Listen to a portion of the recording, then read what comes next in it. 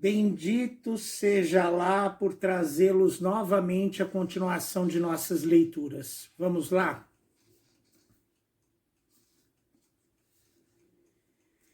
Trezentésima, 91ª noite. Como de costume, Sherazade, acordado por sua irmã Dinazarda, continuou com a história da noite anterior da seguinte maneira.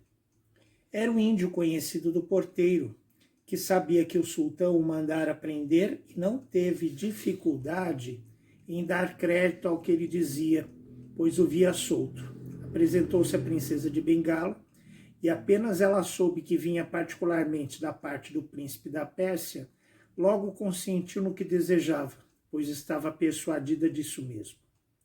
Satisfeito o índio da facilidade com que acabava de ser bem-sucedida a sua maldade, montou a cavalo, tomou a princesa na garupa com a ajuda do porteiro, deu volta à cavilha e logo o cavalo os arrebatou pelos ares.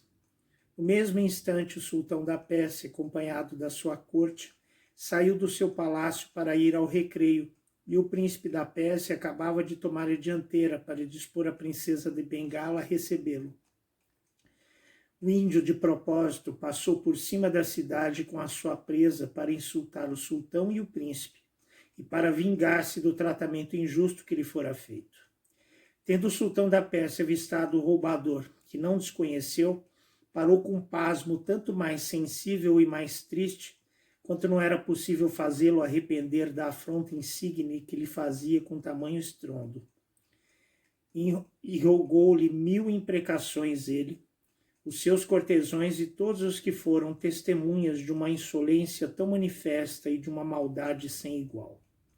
O índio, pouco sensível a essas maledicências que lhe chegaram aos ouvidos, continuou o seu caminho enquanto o sultão da Pérsia entrou no palácio, sumamente escandalizado por receber uma injúria tão atroz e por se ver na impossibilidade de castigar o autor dela.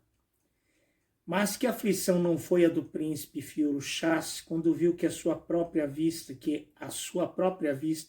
sem poder impedi-lo, o índio lhe roubava a princesa de Bengala, a quem amava com tanta paixão que não podia já viver sem ela.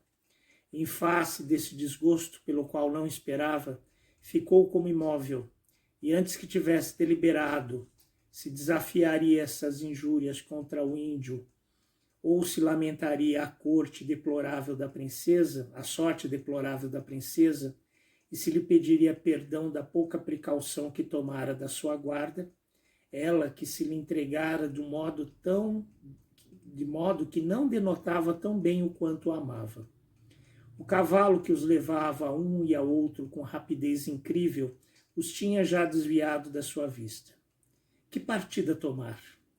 Tornar no palácio do sultão seu pai e encerrar-se no seu quarto para sepultar-se na aflição, sem tratar de apanhar o roubador para livrar a princesa do seu poder e castigá-lo como merecia?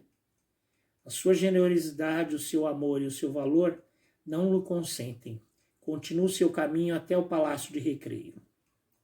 A chegada do príncipe, o porteiro que se percebera da sua credulidade e que se deixara enganar pelo índio, apresenta-lhe com as lágrimas nos olhos, lança-se a seus pés, acusa-se a si próprio do crime que crer ter cometido, e se condena à morte que espera da mão dele.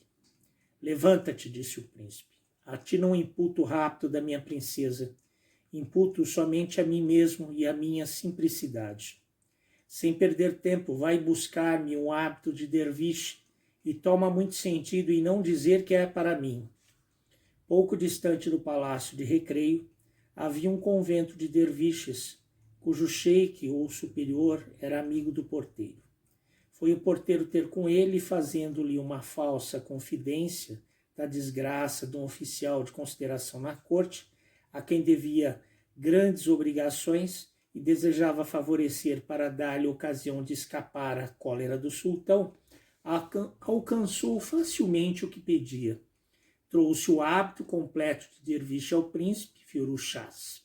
Vestiu o príncipe depois de ter despido o seu.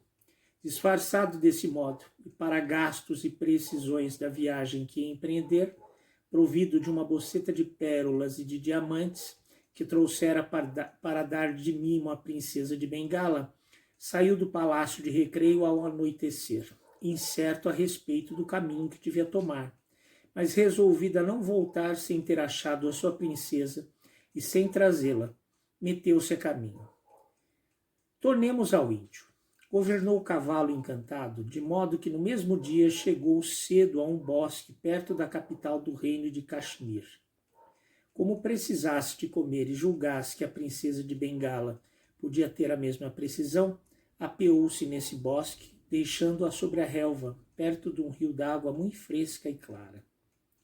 Na ausência do índio, a princesa de Bengala, que se via em poder de um indigno roubador, cuja violência temia, lembrou-se de fugir e procurar um asilo, mas como tivesse comido muito pouco pela manhã, a sua chegada ao palácio de recreio achou-se numa fraqueza tão grande quanto quis executar a sua resolução, que foi constrangida a abandoná-la e a ficar sem recurso algum, senão no ânimo, com uma firme determinação de padecer a morte, mas não faltar a fidelidade que devia ao príncipe da Pérsia.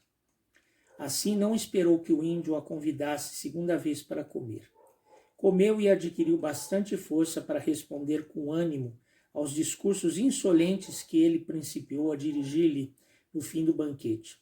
Depois de muitas ameaças, como visse que o índio se preparava para cometer uma violência, levantou-se para resistir-lhe, dando grandes gritos. A esses gritos acudiram um bando de cavaleiros que o cercaram a ela e ao índio. Era o sultão do reino de Kashmir, o qual, voltando da caça com sua comitiva, passava por esse lugar, felizmente para a princesa de Bengala, e que acudira à bulha que ouvira. Dirigiu-se ao índio e perguntou-lhe quem era e o que pretendia da senhora que via. O índio respondeu com imprudência que era sua mulher e que a ninguém pertencia tomar conhecimento da desavença que com ela tinha. A princesa, que não conhecia nem a qualidade nem a dignidade do que se lhe apresentava tão a propósito para livrá-la, desmentiu o índio. Senhor, quem quer que sejais, replicou ela, que o céu manda em meu socorro, compadecei-vos de uma princesa e não deis crédito a um embusteiro. Guarda-me, Deus, de ser a mulher de um índio tão vil e tão desprezível. É o mágico abominável que me roubou hoje ao príncipe da Pérsia, a quem estava destinada por esposa, e que me trouxe aqui sobre o cavalo encantado que estáis vendo. Não teve a princesa de Bengala precisão de um mais longo discurso para persuadir o sultão de Kashmir de que dizia a verdade. A sua beleza, o seu ar de princesa e as suas lágrimas falavam a seu favor. Quis prosseguir, mas em vez de ouvi-la, o sultão de Kashmir, juntamente indignado da insolência do índio, mandou logo cercar e ordenou que lhe cortassem a cabeça. Foi esta ordem executada com tanta felicidade quanto o índio, que cometera este rapto à saída da sua prisão, não tinha arma alguma para se defender. A princesa de Bengala, livre da perseguição do índio, caiu noutra que não lhe foi menos penosa. O sultão, depois de ordenar que lhe dessem um cavalo, levou-a para o seu palácio, onde a alojou no quarto mais magnífico depois do seu, pondo à disposição dela um grande número de escravas para a acompanharem e servirem, e eunucos para guardarem. Conduziu a ele mesmo a esse quarto, e aí, sem dar tempo que ela agradecesse a grande obrigação que lhe devia, disse-lhe: Princesa, supondo que precisais de descanso, deixo-vos descansar à vossa vontade. Amanhã estareis mais em estado de entreter-me com as circunstâncias da estranha aventura que vos aconteceu. Dita essas palavras, retirou-se. A princesa de Bengala estava em extremo alegre por ver, em tão pouco tempo, livre da perseguição de um homem que lhe causava horror. E pensou que o sultão de Kashmir seria assaz generoso para mandar ao príncipe da Pérsia, depois de se informar de que modo lhe pertencia e de lhe suplicar este favor. Porém, estava bem longe de ver o complemento da esperança que concebera. Com efeito, O rei de Caxemir decidira casar com ela no dia seguinte, e para este fim, ao raiar da aurora, mandara anunciar ao som dos tímbales, dos tambores, das trombetas e de outros instrumentos próprios a inspirar alegria, que ressoavam não só no palácio, mas também dentro da cidade, esta sua resolução. Ao estrondo desses concertos tumultuosos, acordou o príncipe de Bengala e atribuiu a causa deles a outro motivo muito diverso. Mas quando o sultão de Caxemir, que ordenara que o avisassem quando ela estivesse em estado de receber a sua pessoa, veio visitá-la e, depois de ter se informado da sua saúde, lhe deu a entender que o estrondo dos instrumentos que ouvira era para fazer mais solenes as suas bodas. Foi tal a sua consternação que caiu desmaiada.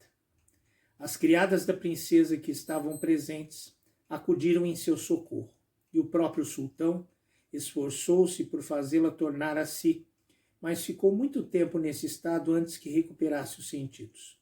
Finalmente, o delíquio dissipou-se e ela então, em vez de faltar à fé que tinha prometido ao príncipe Firouzschah, consentindo nas núpcias determinadas pelo sultão de Caxemir, sem a consultar, tomou partido de fingir que acabava de perder juízo no desmaio, principiando desde logo a dizer extravagâncias na sua presença. Levantou-se como para arrojar-se sobre ele, de modo que o sultão ficou muito pasmado e aflito deste contratempo estimoso. Como visse que ela não recuperava o juízo, deixou-a com as suas criadas, as quais recomendou que não a abandonassem e que cuidassem bem da sua pessoa.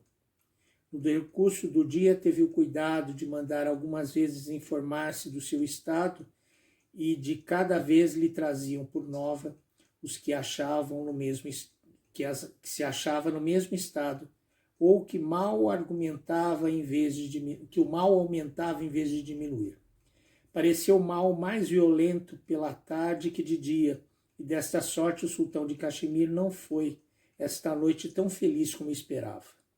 A princesa de Bengala continuou nos dias seguintes a proferir os seus discursos extravagantes e a dar tais indícios de uma grande alienação de espírito que o sultão de Caxemir foi constrangido a reunir uma junta de médicos de sua corte e falar-lhes da doença e pedir-lhes remédios para a curar. Porém, percebendo que já era dia, cessou Sherazade de falar nesse instante, prosseguindo na noite seguinte. Pobre princesa de Bengala, raptada pelo índio vil em seu cavalo mágico, mas que acabou sendo salva pelo sultão de Caxemir. Mas, coitada, ao invés de encontrar um salvador, encontrou outro opressor, que quer a todo custo casar-se com ela, e que, para fugir deste tormento, fingiu-se louca. Será que conseguirá enganar por muito tempo o sultão de Caxemir? E o príncipe da Pérsia conseguirá achá-la? Veremos a continuação dessa história amanhã. Aguardo todos vocês. Alabei.